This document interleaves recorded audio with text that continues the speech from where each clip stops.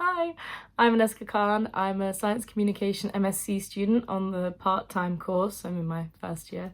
And the module I'll be talking about today is Science Journalism. Yeah.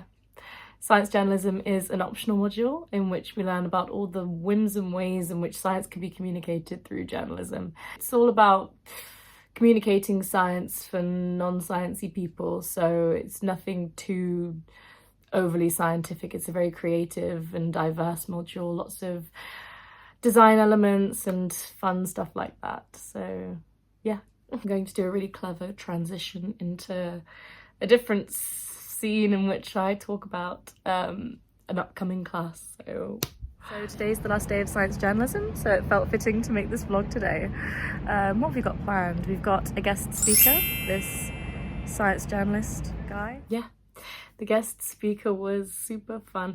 The guest speakers are good for some of the more literal elements of the course. So like a lot of people want to take away skills that they can then put in their like CV or resume.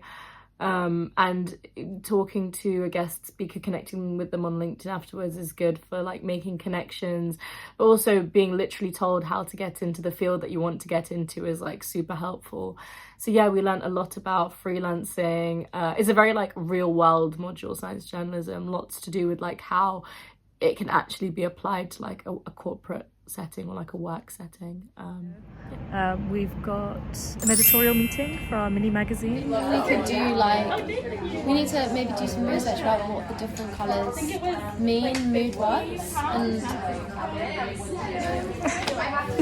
we've got a Q&A about the mini magazine project with one of our tutors. Yeah, lots to look forward to. I'll try and get some Q&As with some of my peers so that you can see what other people think, not just me. Have you enjoyed it? What's been your favourite part? What did you think of the talk? My favourite part, considering my very good attendance, cut that out. The class was very engaging in the sense that there was a lot of like guest lecturers.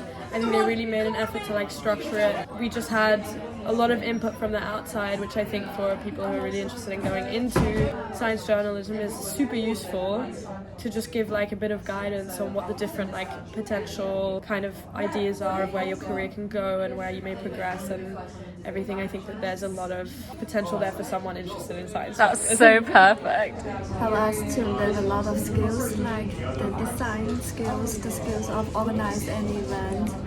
Within the year, we learned a lot of like different platforms to show some science knowledge. So like we learned how to make a documentary, and now we're making a small mini magazine to show some like science knowledge to the public. Yeah, science journalism, it's been a wild ride.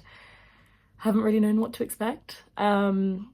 We've started every morning with an editorial meeting, then we've moved on to different things like, you know, the guest speakers, independent work, group projects, evaluating like design elements of newspapers and magazines. It's been super fun. I mean, I'd recommend it for people like me who come from arts and culture backgrounds because, you know, it's always good to revisit our roots, our creative roots. I'd recommend it for sciencey people because I think there's nothing wrong with having a proficiency for creative writing. I think everyone should. But yeah, science journalism.